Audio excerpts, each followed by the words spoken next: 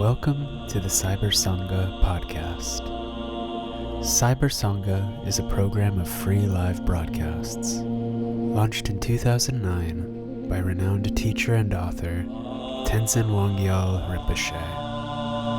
Join us as we draw on ancient Tibetan wisdom to discover how to connect with our best self and live to our highest potential.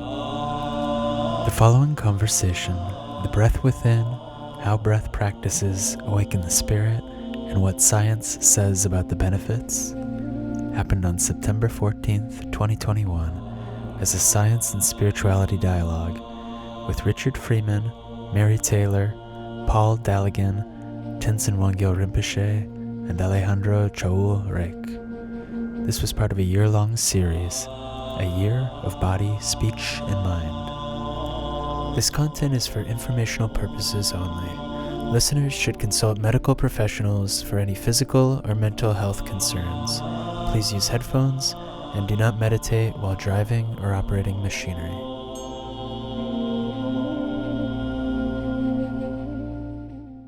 Good morning, good afternoon, good evening, depending on where you are. Welcome to CyberSangha. My name is Alejandro Chaoul, and I'm delighted to moderate this panel today on breath, on the breath within and how breath practices awaken the spirit and what science says about the benefits. Before I introduce the panel, I want to welcome you all. Many of you have been coming to different events of CyberSangha, but maybe for some of you, this is the first one. So I want to just let you know a little bit about CyberSangha and our events. So Tenzin Wangyal Rinpoche has started CyberSangha way before COVID as a way to really bring teachings to everyone, even if they couldn't travel to be with him and with the Sangha. And so what we started specifically this year is on a specific topic: body, breath, and mind. And we're doing full moon practices that you're welcome to join. The next one is on the 20th of September.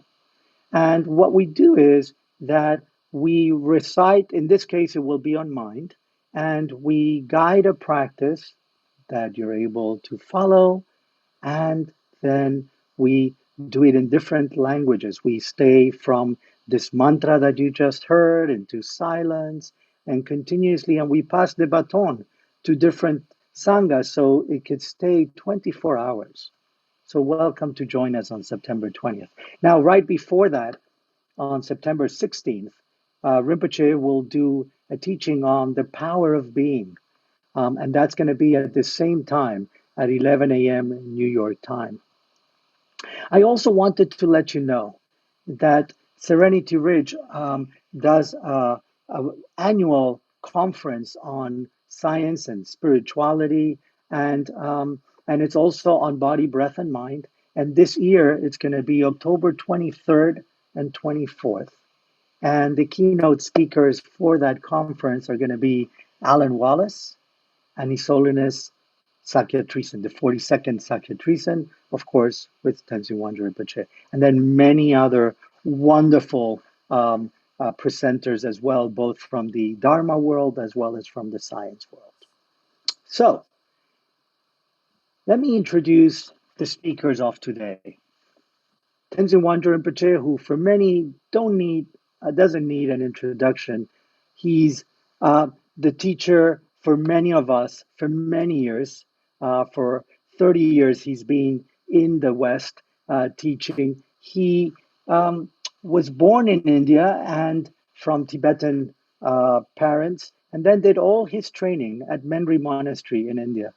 And then he was able to travel to Tibet and then come back and then come to the West. And lucky us that he came to the West and started bringing the teaching in all these different forms, including really noticing the impact that doing things by web could help.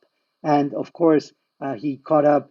He came in earlier than COVID, and so we've been having these meetings for a long time. So thank you, Rinpoche, for all you do for bringing us together. Joining Rinpoche, we have Richard Freeman and Mary Taylor. And so Mary started studying yoga in 71. And, um, and through those studies, she has a deep interest in yoga asana, meditation, but also pranayama. She's an amazing human being, and I got to know her many years ago, both Richard and Mary. And, um, and they do a lot of teaching also now online. And besides all the yoga teaching that she does, she's also part of the core faculty of Being and Dying and the program at Upaya with Roshi Joan Halifax. Um, Richard, and they co-teach a lot. They also are both the authors of many books, but particularly this one, they're going to start a course soon, When Love Comes to Light, bringing the love of the Bhagavad Gita into its light. And Richard also he started studying yoga in '68, and he spent 8 years studying or 9 years studying in Asia. Again, not only yoga asana and pranayama, but also Sufism, Sanskrit, and Indian philosophy. He studied with BKS Iyengar and Patabi Joyce, and has worked with also many Buddhist teachers. And so they bring both this aspect of Indian-based practices as well as Buddhist practices. And joining them, we have Paul Dallaghan, soon to be PhD in a couple of weeks. So congratulations, this is so awesome. And he's at Emory University, and he's actually in his research looking at the effects of yoga and pranayama practice on stress and aging in the modern world. Very much needed today.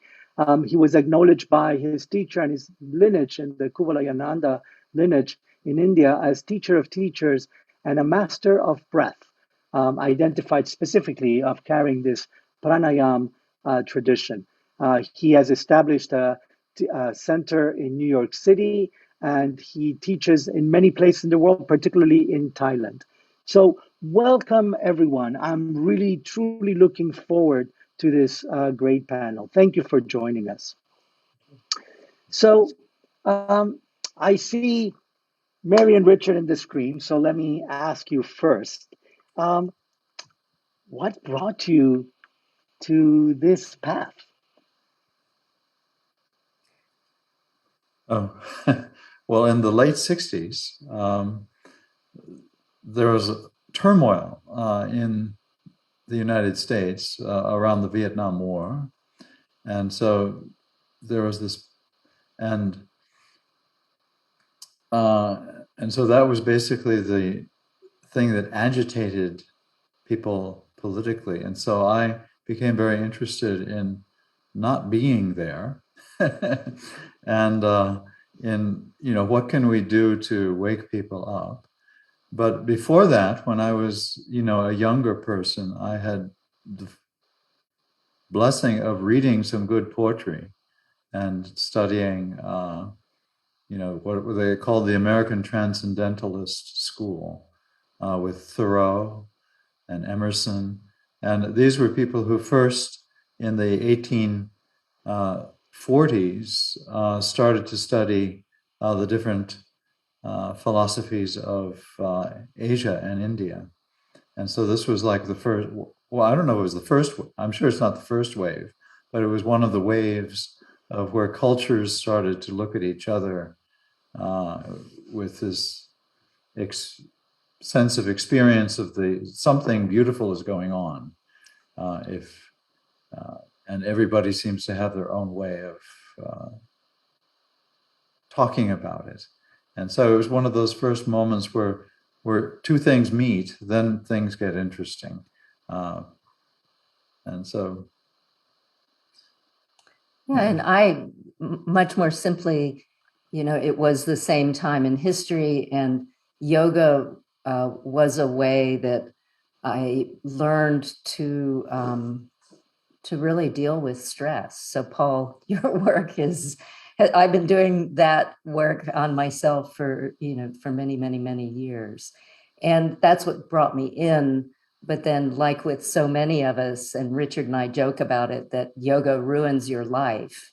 And that we say that because you come in through whatever door you come into yoga through. And then if you really study, you see the limitlessness of it and the interconnected theories. And so for me, that was the doorway, and then it just expanded in beautiful ways from there. Thank you. Paul, can you share what brought you to this path? Yes, happily, and pleasure to be here. And thank you, Rinpoche and Alejandro, for inviting me. And good to be with my old friends, Mary and Richard, as well, who've been part of the path, actually. But when I grew up in Ireland, and when I was 16, I was sent off to live and work on a farm in France.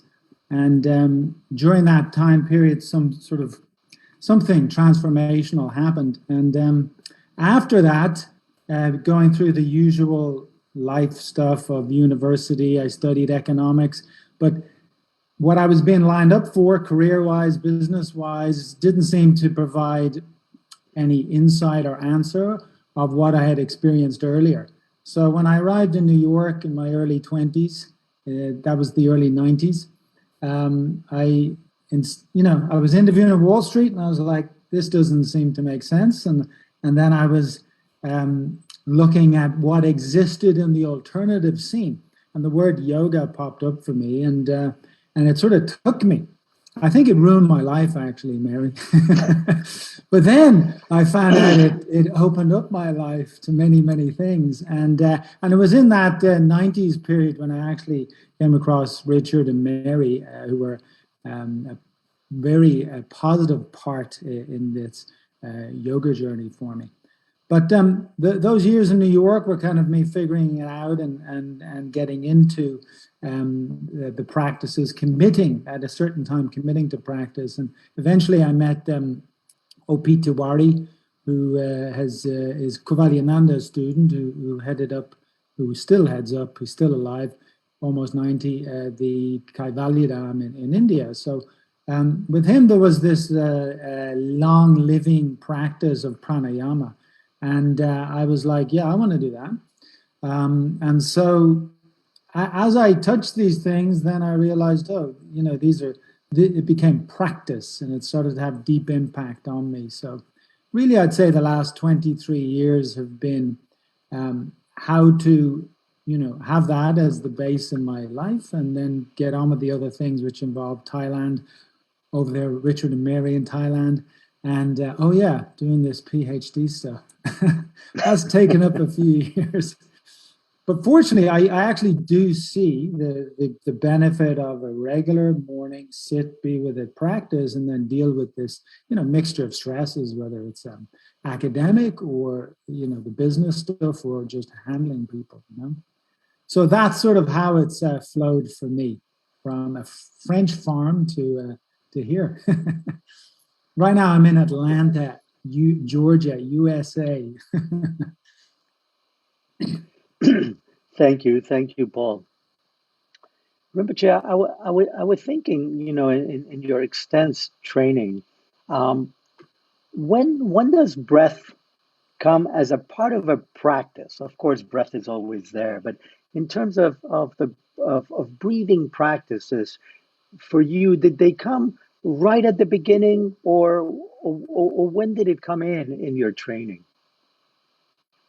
Yeah, first of all, I just wanted to welcome Mary, Richard, and Paul. So happy to have you all here.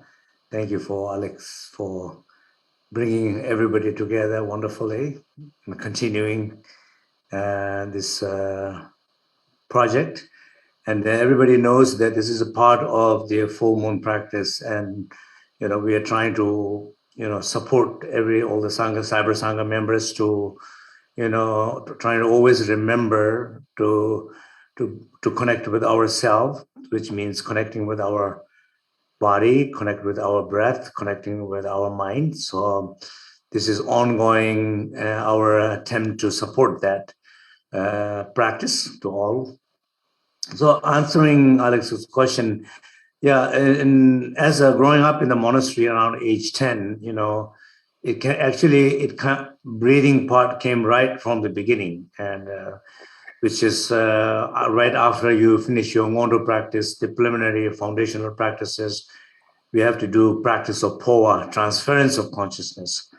So transference of consciousness is basically two main things. One is the purification, 9 breathing of purification, which is part of the breath practice, and then actual transcending your consciousness is the effect of the practice of the breath, so upward moving breath.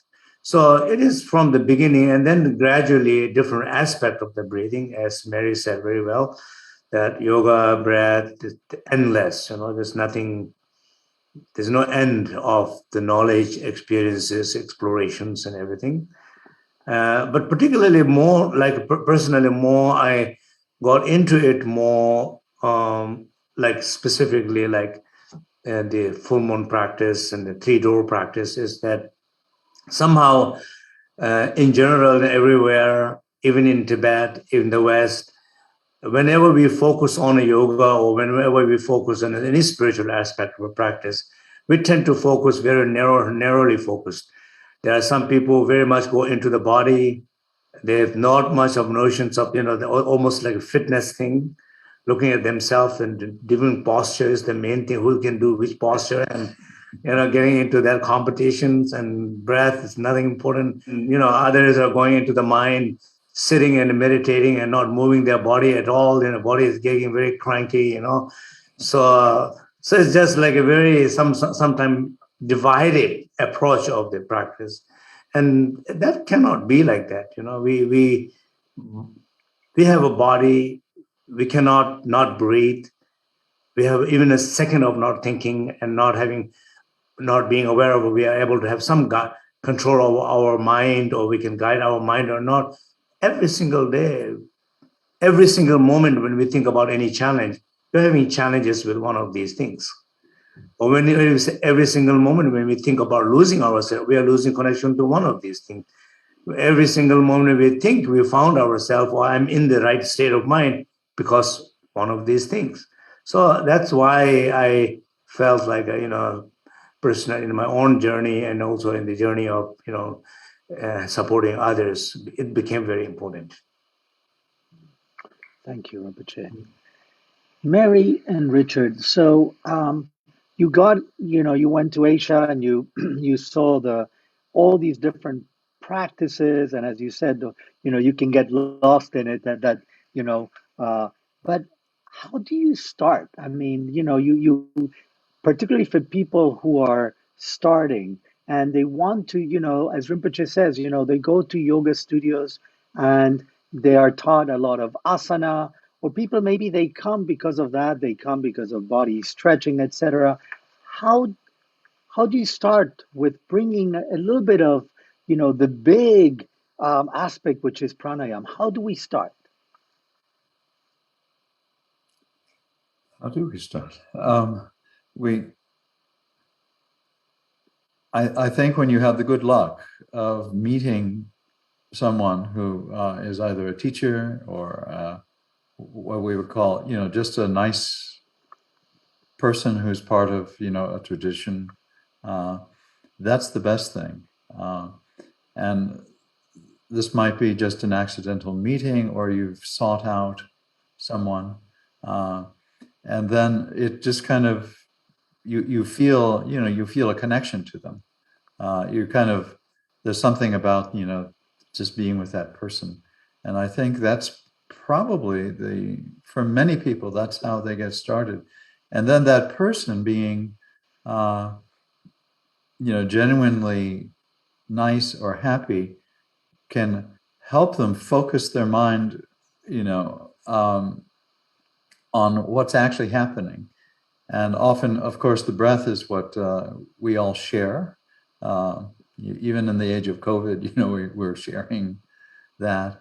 And that's how you get started. But it depends on, everyone has a kind of a religious tendency anyway, where they think, oh, this place is sacred, or these songs are sacred. And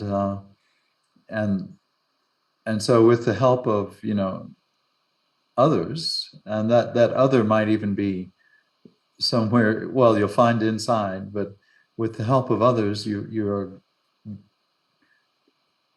allowed to take what you already got going, which is your own religious tendencies, and to look more deeply at them. And so the good friend, the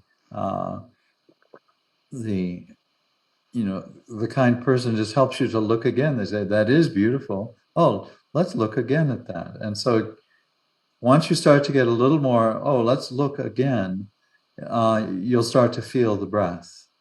And also, the more you do it, the more you realize that you're starting over every time. And so in a sense, you show up that first time to do the practices, whatever they are, you're drawn to, and then you have this good fortune and you have this resonance.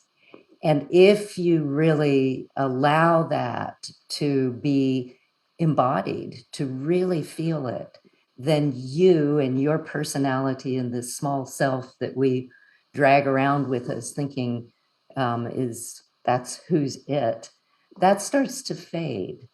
And then the support of Sangha and the support of the teacher and the support of reading and studying, that keeps you, that keeps you interested. And so as a student, you're always starting over. And in some ways, when we teach, often someone who's brand new will go right to the breath as something important. So Rinpoche, just hearing you say this was interesting, because in some yoga practices, breath is, sort of coveted. The pranayama practices are coveted. And we don't do advanced things, but we give awareness of the breath from the very beginning, because people don't have necessarily some of the preconceptions about it. And it is this thing that's always there, like the just waiting in the background for us to calm down enough to notice. And so you give it in the beginning, and then as you become more adept and more curious, then the breath, the real deeper parts of the breath start, and the breath work start to bubble up for you. Thank you. Thank you. And Paul, you've been very fortunate to have met that good friend, that teacher, and the lineage of the Kuvalayananda. And within that, you found that breath was really an important part for you. Can you tell us some more of what practice drew you in first, for example? Yeah, sorry, Alejandro, you were saying what drew me to practice, is that it? To the practice specifically, I mean, you came into the Kuvalayananda lineage, you met your teacher there, the Sangha, and then what brought you into specifically the pranayama practice? Yes, well, I suppose it's important to note that breath, in a sense, is ubiquitous, and especially today, it's easily thrown around as a term, and it's becoming more popular, etc.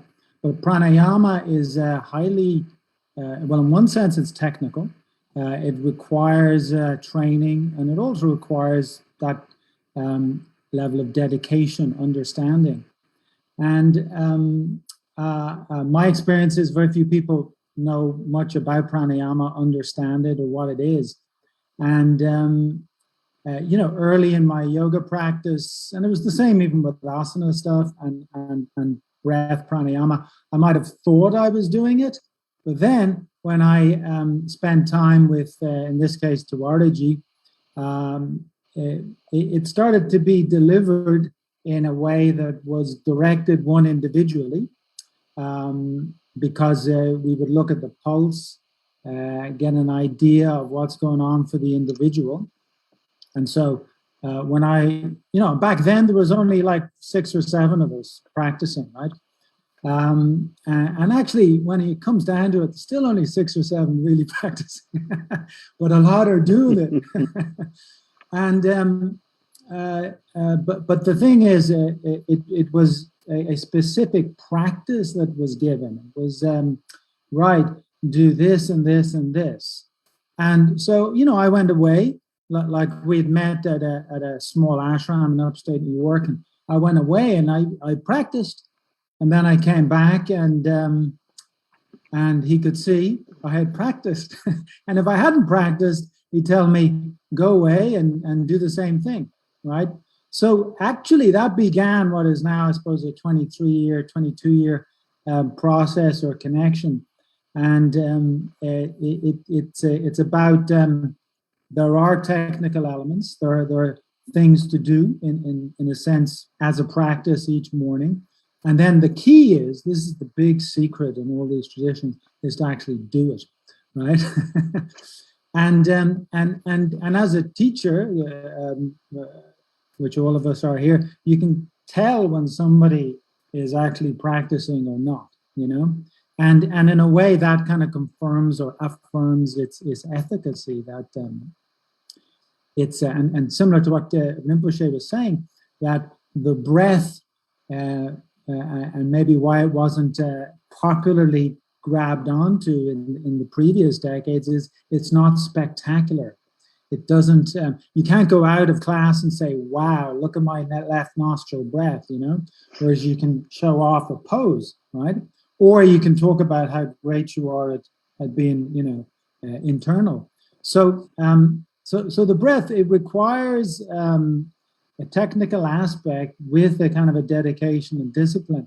And for me, there was an interest in the inner experience. And again, the world of yoga or its descriptive breakdown is often separated from meditation or the meditative experience. But as a practitioner, as a dedicated individual, you get in and it is all related.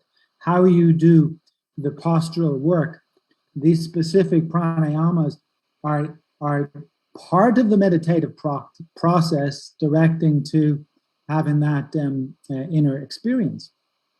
And so when that's your interest, it's actually easier to stay in it. When not, then you might be looking for something. Does it work? Maybe it doesn't work. I'll try something else, or this guy has this other breath thing. And of course, breath that might be commercialized today almost has to say it has such and such a value, or it'll make you better at this or that. When in reality, it's a very, very fine-tuning inner process. And, I could say I felt something initially, but really after 12 to 14 years was when starting to see, oh, this has a tangible, real, but subtle value. And that's what keeps me doing it each morning. Thank you. Yes, please. Yeah. So just maybe one question request to both of you, Mary, Richard, Paul. And generally, like in all these yogic practices, obviously, when we think about the breath, many times when people think about the breath, it's more thinking or referring to the rhythmic breath, breathing, that what you're doing. And then also on a much more subtler level, it's not about actually the wind itself. It's more subtler, related with a deeper awareness. So anywhere from the air, oxygen, to us pure awareness, and in between many things. I'm just curious about, maybe many of our audience might be interested to see, okay, well, you guys have done 30 years, 40 years stuff and all of your thing, but actually every single day, what do you do? I mean, right now, what do you do? What you're doing as far as inquiring your knowledge of the breath? And I think maybe some very day-to-day experiential personal advice, what you would have for people, if you can share, each one of you will be great. And simple as, for example, any given moment when we are intense, we are agitated by someone, when we are angry at someone, we are not comfortable in a situation, in that very moment, your body posture, your breath, breathing, level of the breath, it changes everything. You hold, you kind of not sit straight, or you're not focused. But at that very moment, people who are practicing, they will bring their attention to their heart, or they will bring their attention to their breath, and they will breathe out actually what they're holding that very moment, and they're actually able to breathe out the anger they're feeling in that very moment. And not only they're protected from that anger and what they will do out of that anger, hurting themselves or hurting someone else. So what kind of practical advices, I think it will be very helpful. Yeah. So I can say something. One is when we say breath, we mean a few different things. And one of them is, of course, the actual breath, the air going in and out. But traditionally, when we talk about prana, which is a word for breath, we're talking about the experience of sensation everywhere. And so we're talking about through the entire body, the experience of sensation, and outside of the body, inside the body. And so there's a saying, when we say pranayama, we're meaning the liberation of prana, which they call spanda, or vibrant shakti. And that is the actual sensation patterns, through all of the senses. And so when I have a particular, when I'm doing pranayama, initially I start with, the actual breath, just to start somewhere.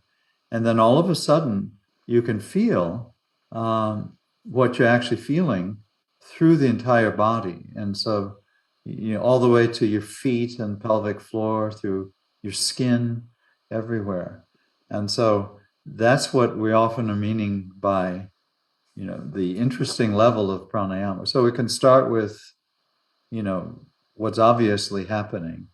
And then by watching it, we start to see, every thought, every emotion I have is the body, is embedded as a samskara, as the history, the flesh of the body.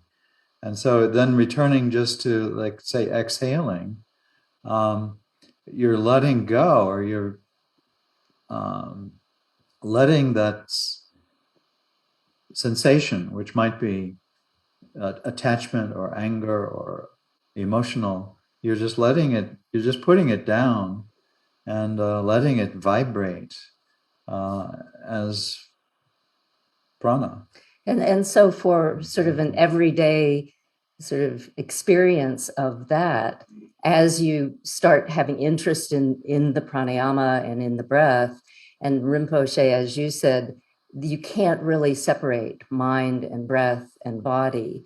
And wherever you can, because the prana is all the sensation and actually goes in the same pattern as the mind, when you practice even a little bit or just have the interest in it, you are developing the skill to wake up to sensation. And so let's say you find yourself agitated or upset, and instead of running off and in the thought field that might stimulate for you, when you have thought, let me try something with the breath, you bring the awareness into, as you were saying, we would very often emphasize the exhale, which is the apana pattern that brings you to earth. And even if you just do that, so you do a round of an inhale and an exhale, you kind of notice it, but then at the end of the exhale, you don't retain it, but you just pause for a moment. There's a natural gap there anyway. But if you just pause for an instant and let your mind feel your feet connected to earth, and then the breath does its natural thing where you inhale and then there's a little gap and you exhale. And at the end of that gap, you pause again just briefly. It's a very simplistic kind of thing that if you do that a few times, if you're upregulated or dysregulated, it allows you to reset.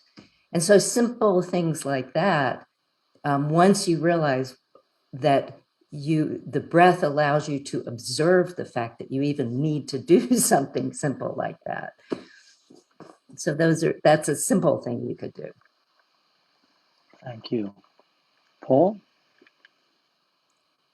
Yeah, well, I think there are acute situations, and there's the ongoing process or practice which will aid the acute situation. So if one is, let's say, newer to yogic meditative practices, or has mainly just concentrated on the body stuff, then in an acute situation, the wherewithal or the knowledge of what to do with the breath might be limited. And again, as a sort of a fail-safe, what Mary was just describing could help at that moment if you could recall and take yourself into, okay, I just need to breathe. But then, this is a very common advice that's even on the internet. It's like, take a big breath, which is kind of ironic because you take a big breath and you might just trigger the sympathetic response even further. So one of the defining features and stuff I'm just writing up now within Hatha Yoga is the emphasis on how the exhale works. Because if you get the exhale right, which is anatomically connected to how the lower abdomen works, you get that right, connect lower abdomen, work with the exhale, then you can enjoy a free and natural inhale. Even though physiologically and from the brainstem, the inhale is the active process. But in terms of a human engagement, we'll put more attention on the exhale. Because it seems to have, in sort of Ayurvedic yogic language, it has a vata balancing, a grounding effect, right? So that's very simple. But then all of that is hit or miss if a sort of regular approach isn't taken. And if one does not have the opportunity of learning, initially at least with the teacher, then as you sit, you can just start to work with, there's observing the breath, that's a different type of practice, but now actually starting with an exhale, maybe it goes out 4 seconds, and then you can breathe in. And then, of course, you'll get different pieces of advice. Is it same length inhale, exhale, or do we let the exhale go longer? Okay. I would advise direct it towards going longer. So at the very least, I don't know anything about breath, yoga, meditation, but I'm working something. I daily sit, and you could sit in the sauna, you could sit at your chair, or you could sit on a meditation cushion. But I'd sit and I work with the exhale, and then I allow an inhale. And maybe I get to 20 of those, and it only took 5 or 7 minutes. But this is a start. And to be really fair with it and preserve the integrity, to go any further, it is best to seek out knowledgeable source guidance for 2 reasons. One, it's very easy to improperly practice breath. It's very easy to cause problems that seem minor that then have larger negative effects as you proceed. And secondly, with guidance, it also is it's a support. It's the Sangha. It's an uplift, right? And the tricky part is, especially with what's spread all over online nowadays, is where do you get the good advice and direction from? But right here at CyberSangha. Yeah, that's my little piece of advice. Thank you, Paul. Let me actually bounce back to you, Paul, because I want to hear a little more of the research.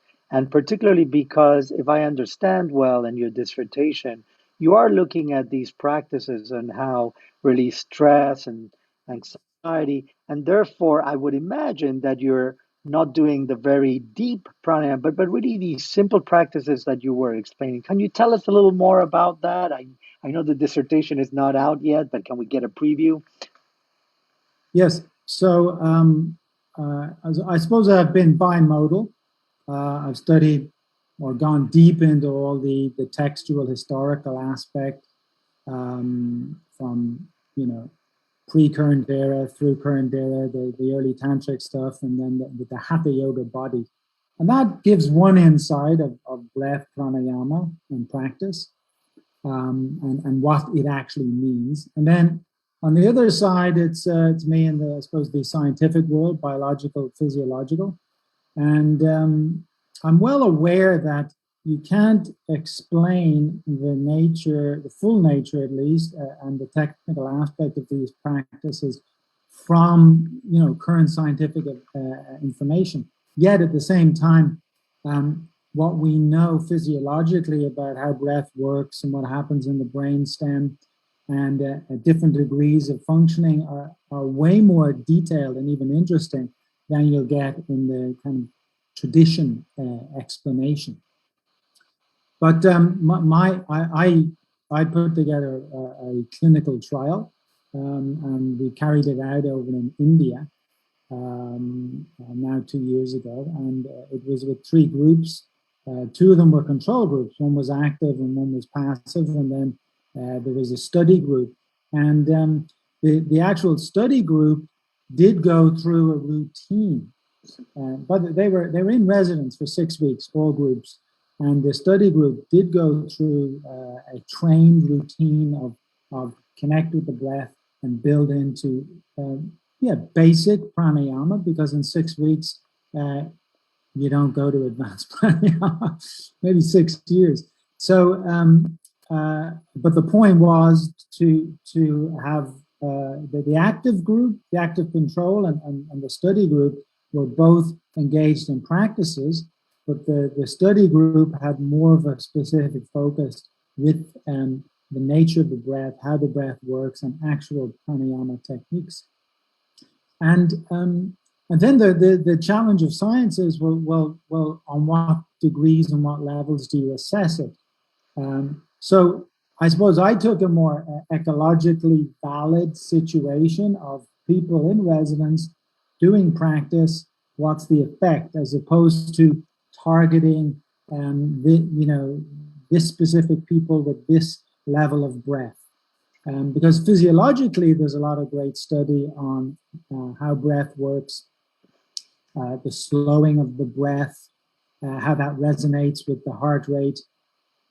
But then you start looking at the different sympathetic, parasympathetic influences, etc. And all that's great academic knowledge, but in terms of the group and practice, it's sort of secondary. It was more, let's go and follow how these pranayama practices start, build.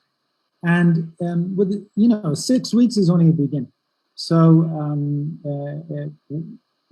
I looked at physiological, biological, anatomical, and psychological measures.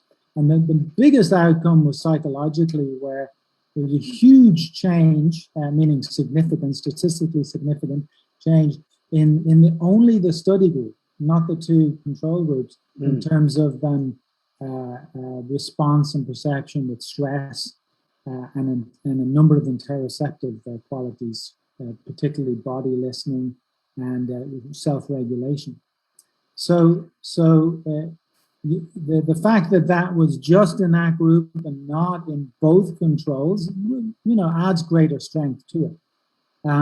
Now, in terms of like the biological and physiological stuff, I don't have too much significant outcome on that, but what I do see is a pattern towards change. And in one of the biological measures, in oxidative stress, you can see the active control group who practice longer with a reduction. So in short, what I would say is that dedicated practice needs the techniques, but then it needs the time and the continuity. And psychologically, there can be shifts even before there are physiological. So keep it up. Thank you. Yeah, no, thank you. And Rinpoche mentioned before the 9 breathings that also it's a practice that is similar to some of the alternate nostril breathings that you have in your tradition, although they add, as Rinpoche was talking about, anger and attachment and confusion. And I know Mary and Richard, you've done kind of a little bit of both. You've done some Buddhist practices, some Indian. Do you want to talk a little bit about your experience before I come back to Rinpoche and talk a little bit more about that, if that's okay? Okay. Yeah, well, the first teacher I met was at the Chicago Zen Center in 1968.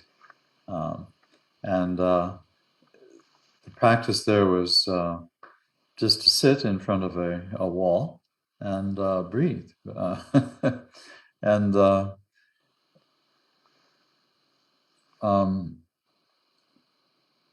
but then you'd meet with the Roshi, you know, on an individual basis, and basically the emphasis was on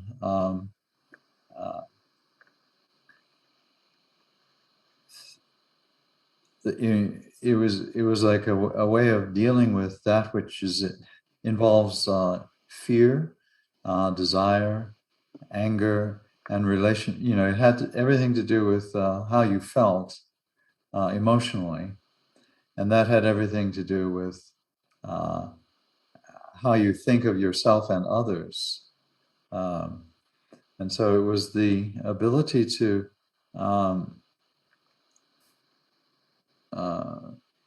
see that was really what, you know, would make the prana or the breath or the feelings in the body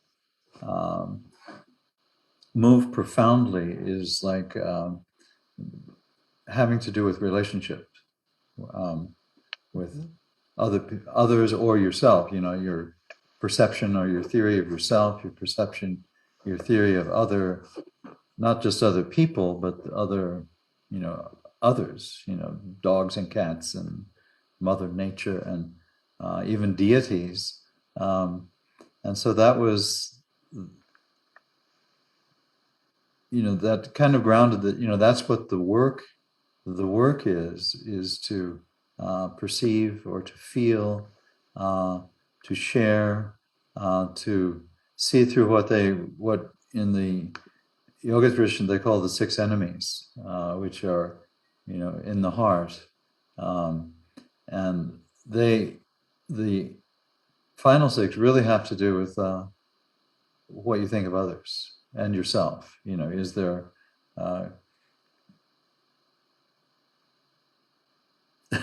do you think that they are others? You know, whatever you think, you know, you're reducing yourself to, oh, they're not others, or, you know, every little thing.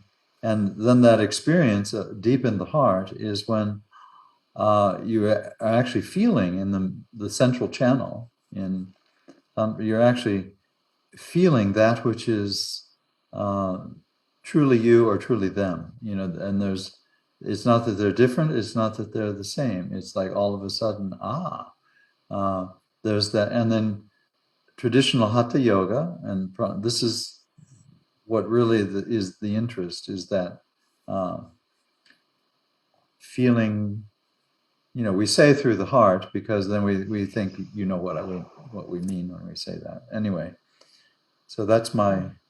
Yeah, I mean, there's so many angles that we could take with this. And I'm thinking of 2 short ones, which are, one is the work I've done with Roshi Joan Halifax. And many of you may know her work in the medical field, but she talks a lot about compassion. That's been her life's work for the last number of years. And the embodied experience of compassion, which she equates to a soft front. And then the complementary pattern of that is the strong back of equanimity. And so she speaks of those two things, and Roshi doesn't usually speak that much about breath.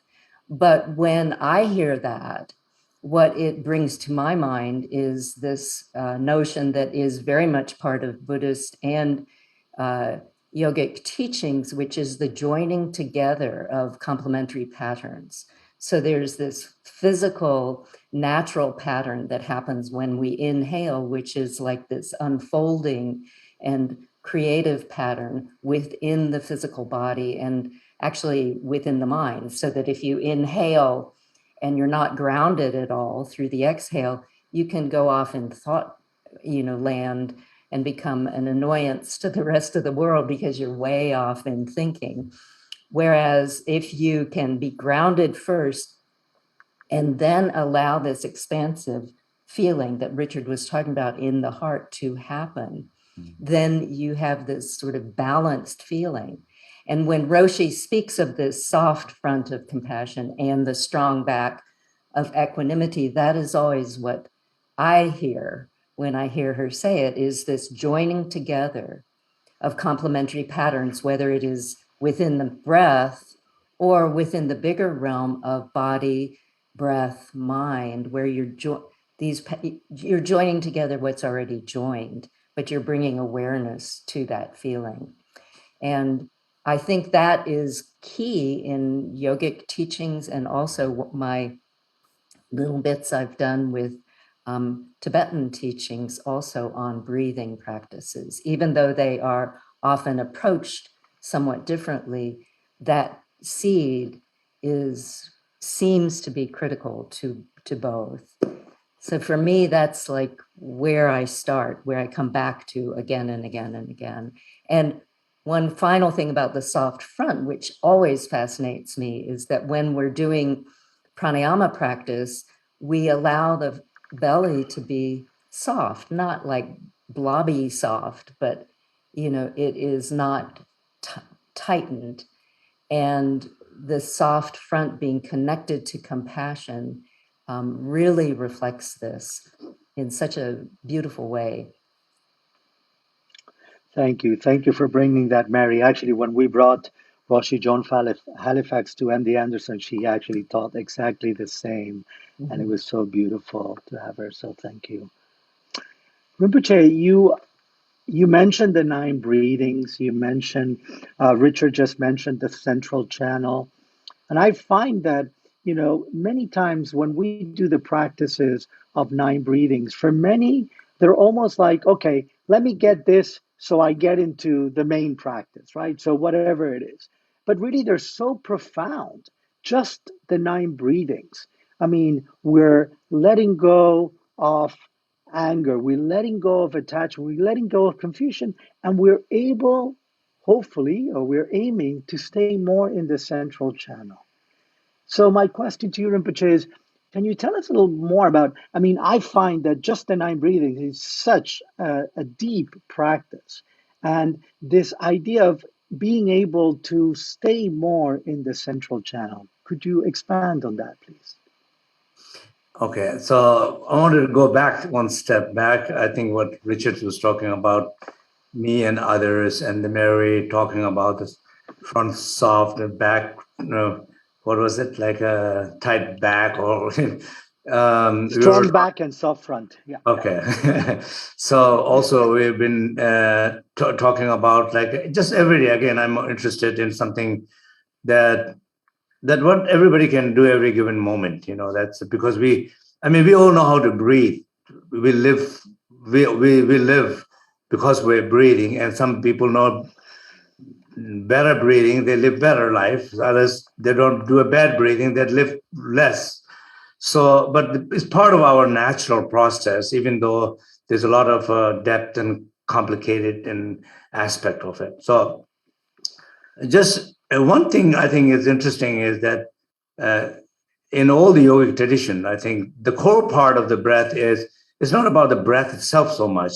It's about what you're trying to bring out or clear out or bring in, enhance. That is what the breath work is about. It's not, I mean, like a vacuum cleaner. And vacuum cleaner, what it does is it cleans things. That's what you want, stronger pressure to clean it, stuff that you don't want from the desk, from the place. But it's not about the air itself is so much what it cleans, or the air cleaner, air purifier, fresh air it brings.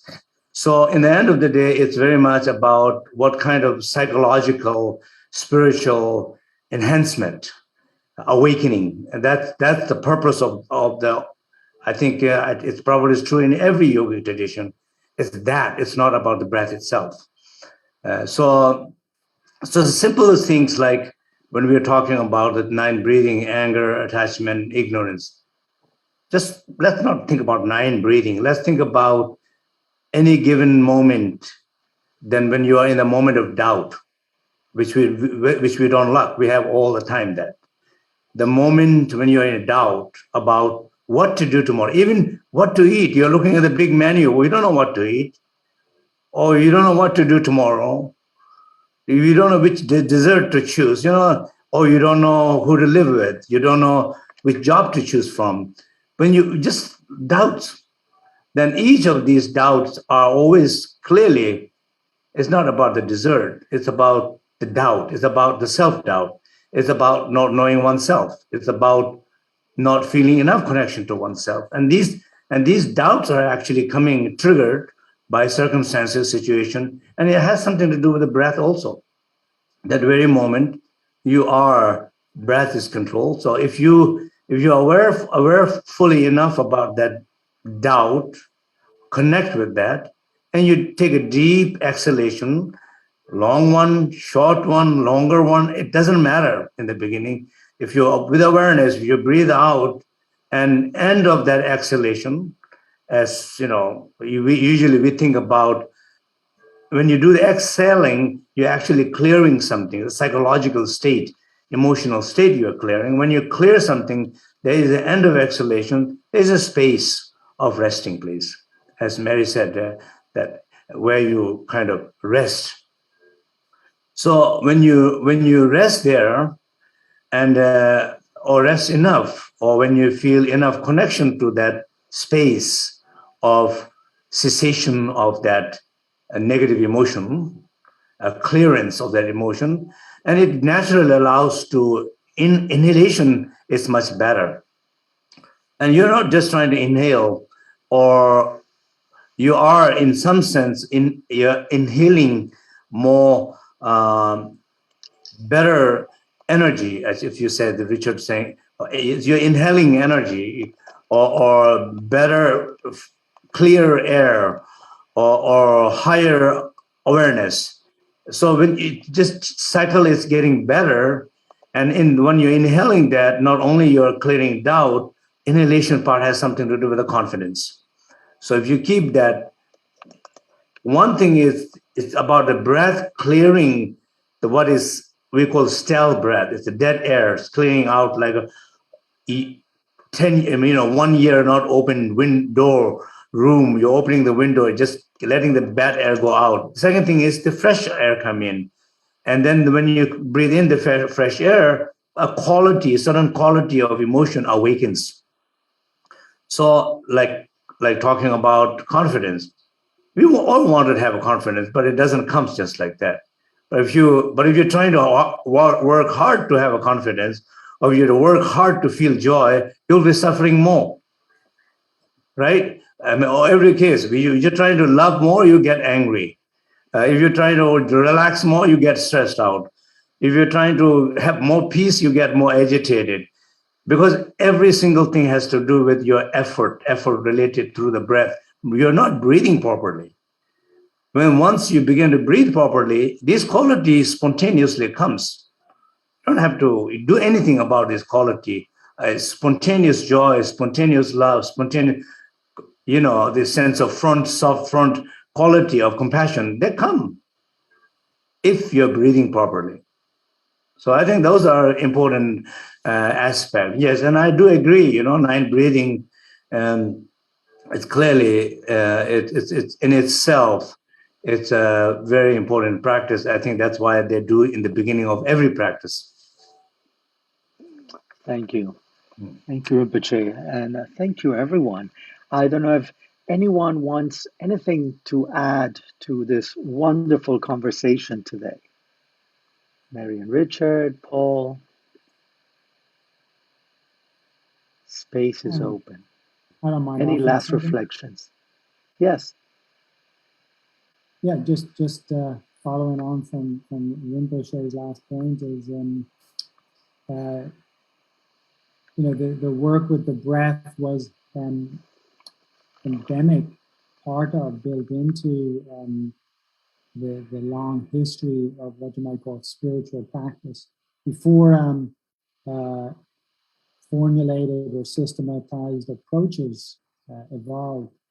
And so you have breath that, or the awareness of the breath and the use of it was initially about let me center, let me be. If you learn some of these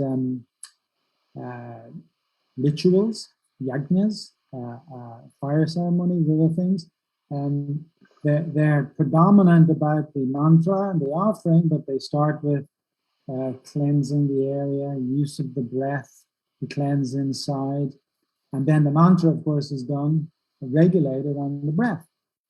And that still exists today, and that's over 2,000 years. And it's not specifically Vedic. I mean, a lot of this stuff developed in the zone where Buddhism took off, the shamanic world and there.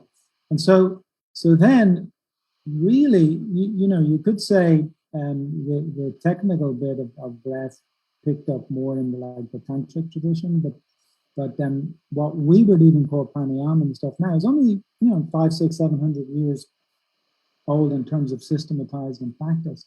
So what we have is this combination of a human history of embracing the breath, be present, be still, and the more the breath is regulated and given attention and time, just like you have a child and you give them time and love and attention, then when they're not with you, they're actually probably a nice kid.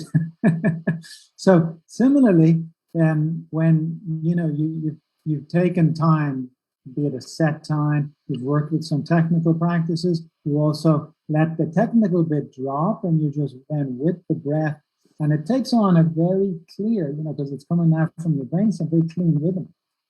So this rhythm ideally is like a nice child that comes with you throughout the day. For whatever you need to engage in, be it listening to people or work that has to be done. And I think that as a invest 30 minutes, maybe an hour if you're really into this, but the payoff is good for the quality of your own psychophysiology and how that impacts others. And then it improves the base of where your breath is at for the sort of more meditative practice and approach. Thank you. Thank you. Thank you, Paul. Mary, Richard, any last advice, reflections? A quick thought is really, very much what Rinpoche was just saying, all of us have been saying, but it is for any of us doing these practices or just even the beginning or thinking about doing these practices, what my personal experience with them has been is that they, you take them slowly and you take them into every cell of your body. And there's this sense of trust that starts to manifest. Just as Rinpoche said, things begin to sort themselves out for you, these things you might crave or want, when we can start trusting the pattern of the breath and the feelings and sensations of the breath, and notice how the mind travels with the breath, and then practice simple things, just like this emphasis of the exhale. Over a course of time, our overall sense of trust, and for me, this has been true, not only in myself, but in the process of life or in the process of being with others or all kinds of things. That sense of trust starts to really be the fortification that then allows me to show up better for other people and for myself. And so for me, that's what has kept me with these practices, is this feeling like I'll do as much as I can, but there's no race. There's no Olympics that I have to go to hold my breath longer than anyone else. I'll take it slow and I will learn to trust. So that would be my contribution at the end, is to really trust the process. Thank you. Thank you. One thing that Paul reminded me of that is, I think, a special thing about this day and age, particularly what we're doing now, is that we're starting to look at just the breath, in a sense, body, breath, and mind. We're just looking at them. And if you go back in history, of course, as far back as you can go, whatever creatures there are, they're breathing. But there was this whole period where we would actually extend our exhale through singing or through mantra. And people do this all over the world. And so there was often an association between the feeling of that satisfaction that comes from really breathing out a lot, particularly if you spend 3 days in some kind of sacrifice where you have to chant exhaling and inhaling too. And this is in many cultures, but particularly the ones that are the roots of these different yogic cultures. So there's a kind of satisfaction from the music of it, but the advantage today is that we can just feel the breath and then listen more deeply to the actual music rather than the kind of the identity confusion with my particular, and the mystics were doing this even in the pre-Vedic cultures.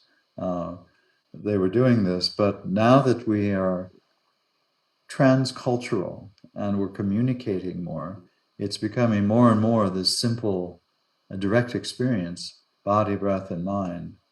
And we still love the music, and the music is still, we can even hear the music more beautifully and chant the mantra more deeply and completely, because that cultural identity is, we're seeing through it. You have it, it's always there, but you're seeing through it that it's, not a problem.